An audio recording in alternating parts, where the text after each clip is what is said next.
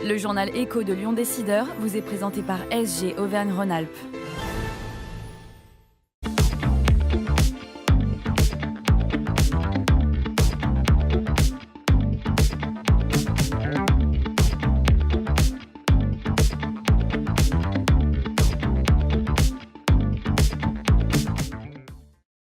Bonjour et bienvenue dans le journal Écho de Lyon Décideur. Avec le mois de juin, c'est aussi l'arrivée des festivals.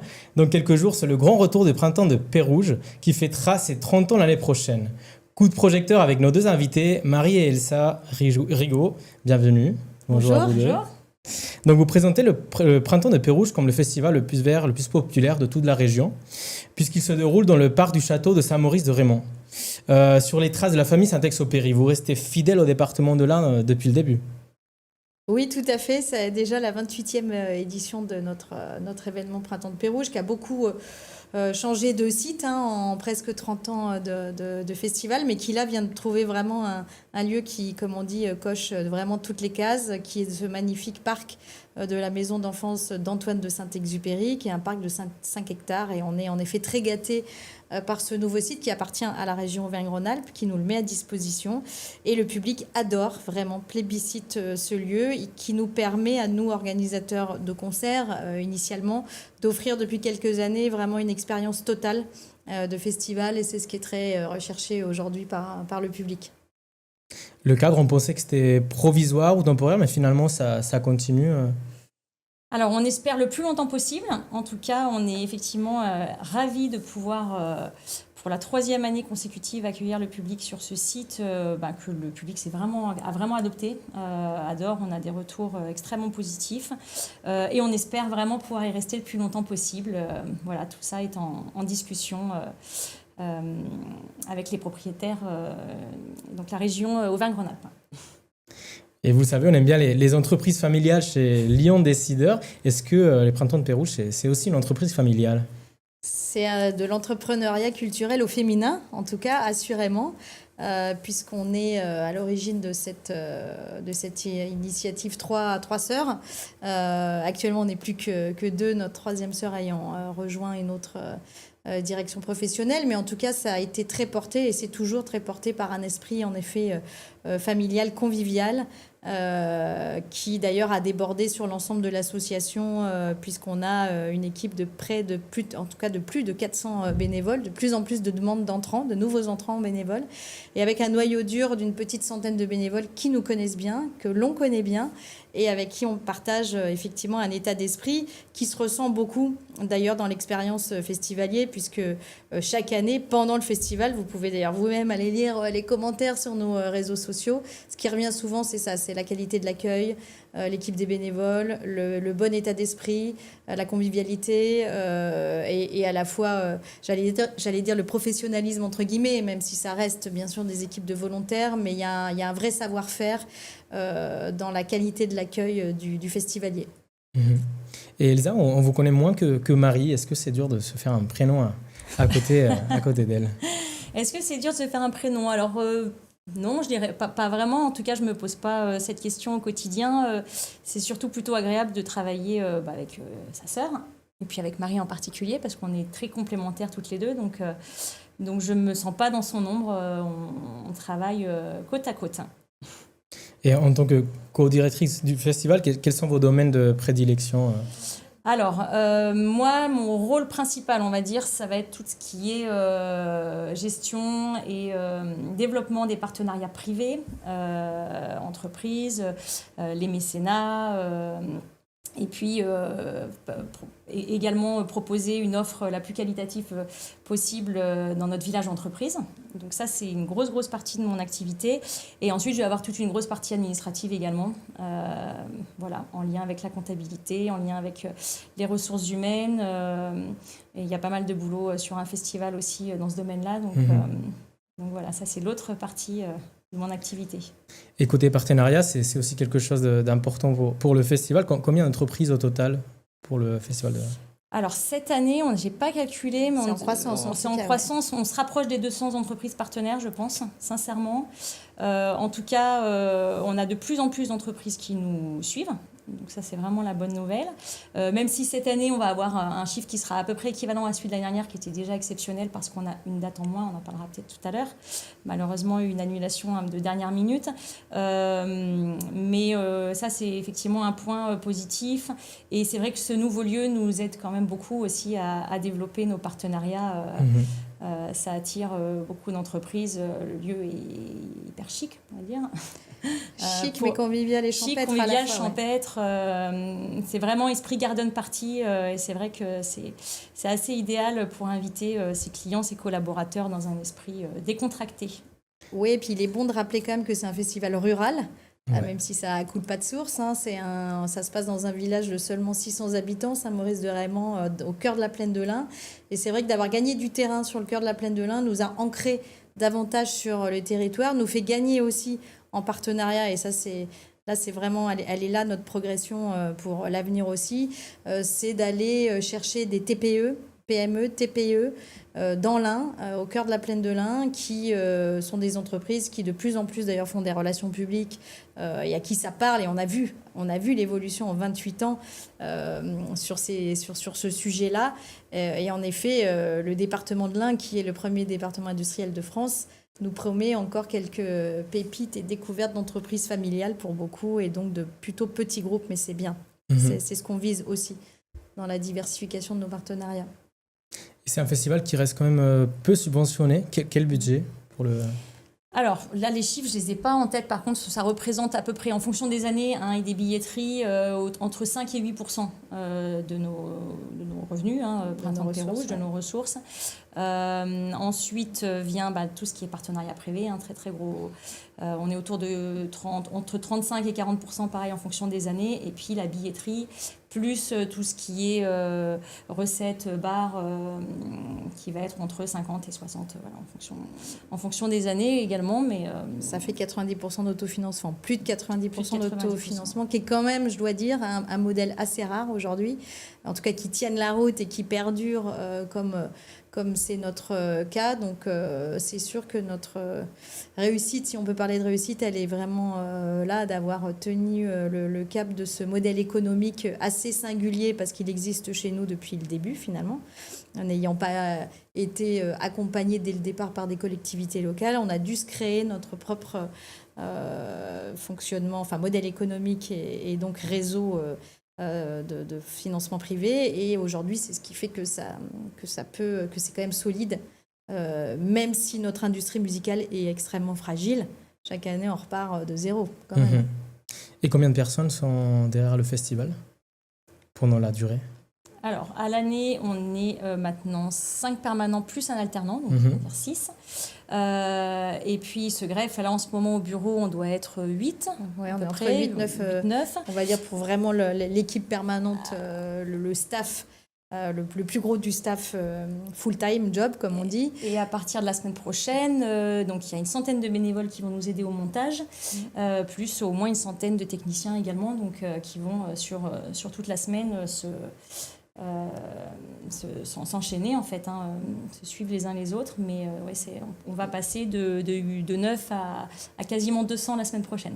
Ouais, et sur les 3 prochaines semaines. Et pendant le festival, on sera même 600 au total, puisqu'on a 400 bénévoles, je vous disais tout à l'heure, en totalité, échelonnés sur le festival, et environ 200 professionnels du spectacle vivant privé, dans tout un tas de métiers que vous n'imaginez même pas, mais en tout cas, c'est vraiment la fourmilière. Donc, on passe en effet de 6 permanents à 600 forces vives pour faire tourner cet événement.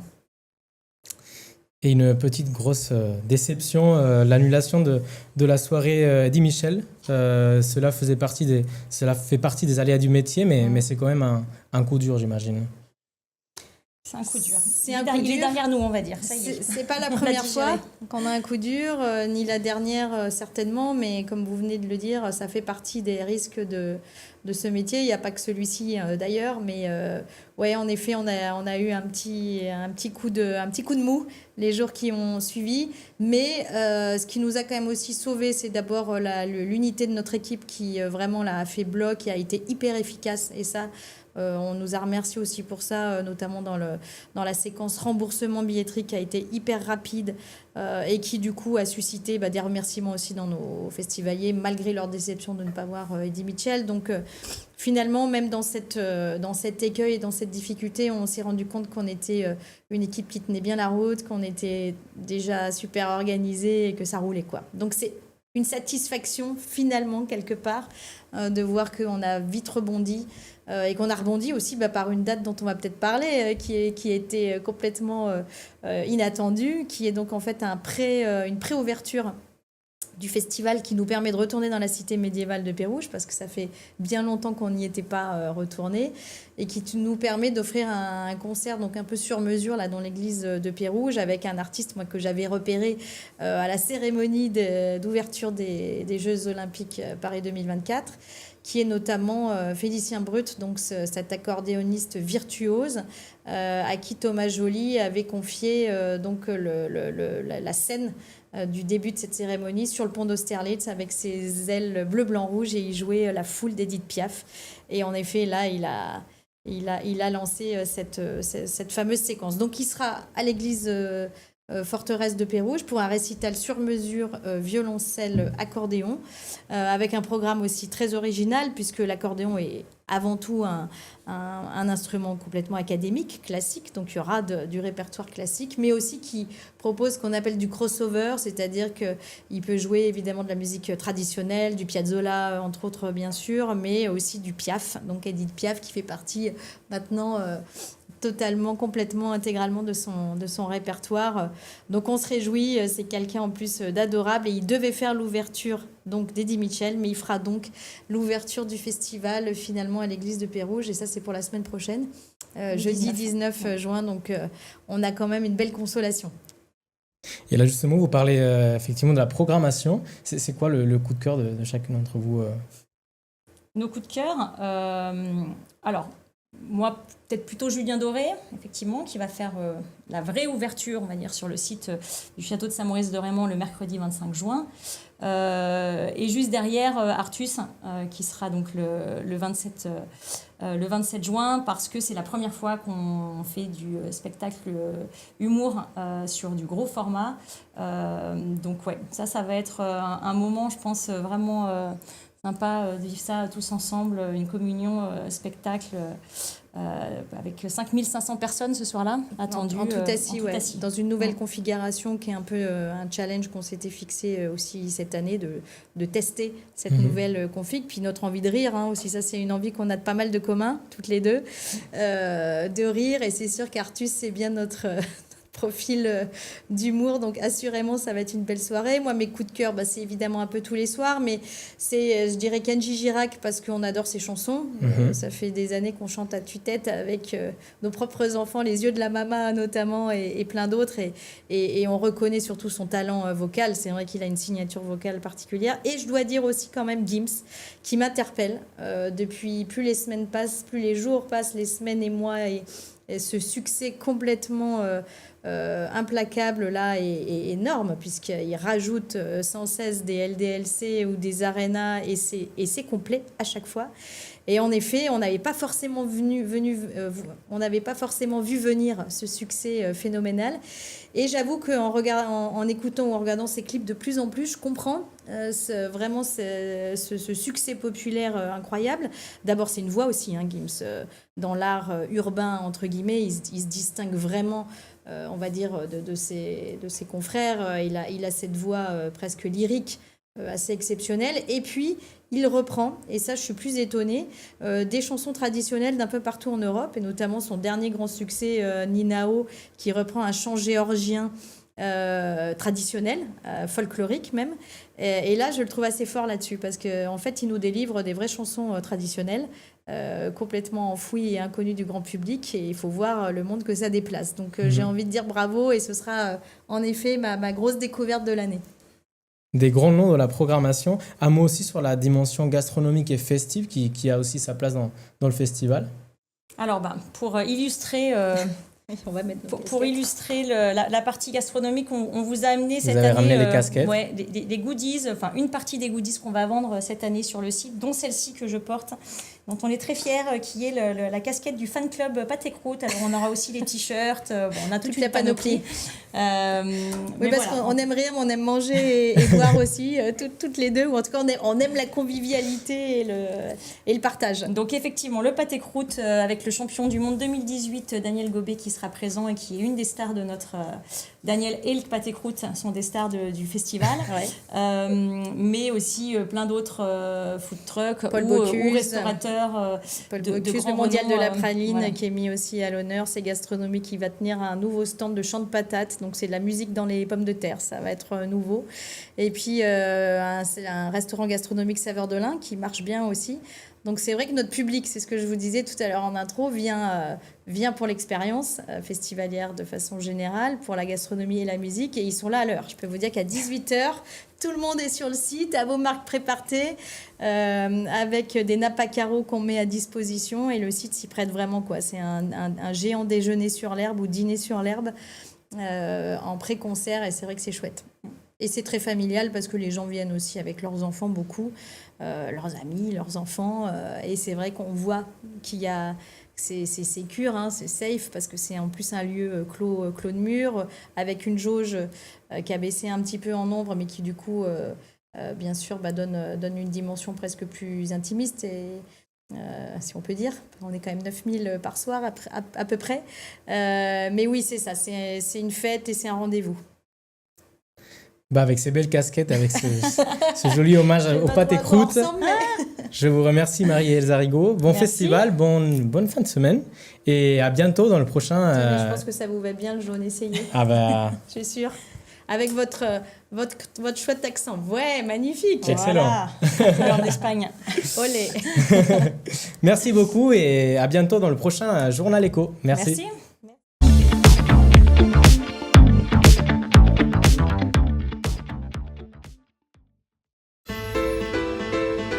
Faites grandir vos idées avec SG Auvergne-Rhône-Alpes.